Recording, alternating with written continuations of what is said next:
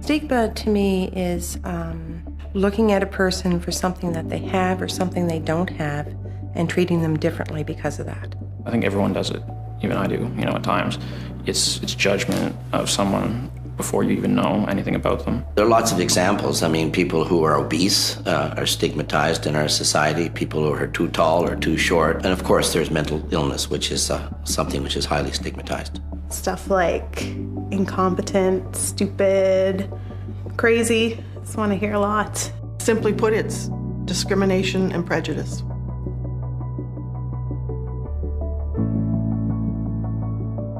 Not so much in a mental health setting where you're going to see the psychiatrist or you're going to an outpatient mental health clinic, but certainly when you go to an ER. You go in, and once they find out what you're there for, you're treated differently. And as soon as people hear the words like, Prozac, Seroquel, Ativan, any of that, it's almost like this wall goes up. People assume too much. And it may have nothing to do with their mental illness, and yet they're still, think that they're seeking attention. And what they maybe really have is, a sprained thumb or something. I've heard nurses talking when they didn't think you could hear. They were saying, she's a drama queen. So she's dismissed before any treatment is even considered. People who label people like that don't really take their concerns seriously. The small behaviors that people can do, like, the eye rolling and the snide comments and the dismissiveness and, the gossiping, it makes a huge difference to somebody who's in a very, very sensitive situation, who already feels very, very poorly and very, very afraid, to have the people that are supposed to be helping them, essentially not really treat them very well. It makes a huge difference. There was a young woman who really needed some extra care. They were to the point where they were going to change physicians because they didn't feel like their physician was hearing what they needed. And when I went out to the physician and I spoke to him, and he said, "Oh, she's crazy." And I said, "Oh no, she's not crazy. She has mental health issues that need to be addressed. You wouldn't say that about somebody with diabetes, or you wouldn't say that about somebody with cancer. But because it's mental health, she's crazy. And this is what she needs." And he went into the room, and he apparently was quite different when he went in. Because the mother said to me, "What did you say to him?"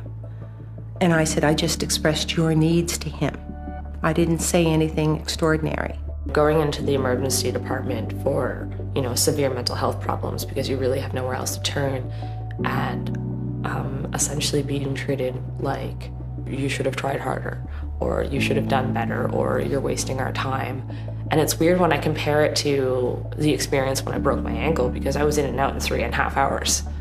I wasn't even in the waiting room. It was just like, "Oh, that's broken. Here's an x-ray. Okay, here's some drugs. Go home. We'll call you for surgery on Thursday." And it was just like, I'd never had that happen in my life. I was so surprised.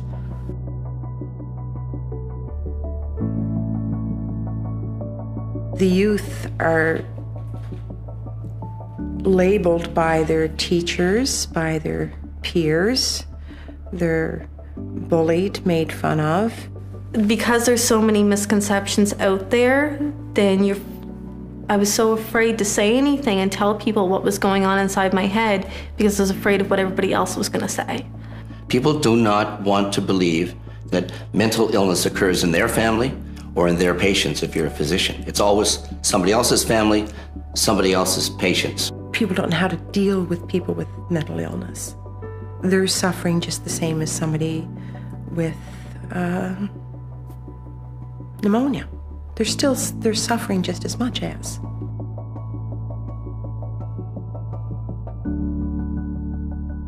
The system does not take care of people who have mental health issues. The system labels them, and what causes them to be or behave in a way that leads to somebody giving them that label is never addressed. I'm a person first, and I'm a diagnosis second. And that's like the message I wish I'd been able to convey when I was younger, when I was very much being treated as a problem, not a person with a problem.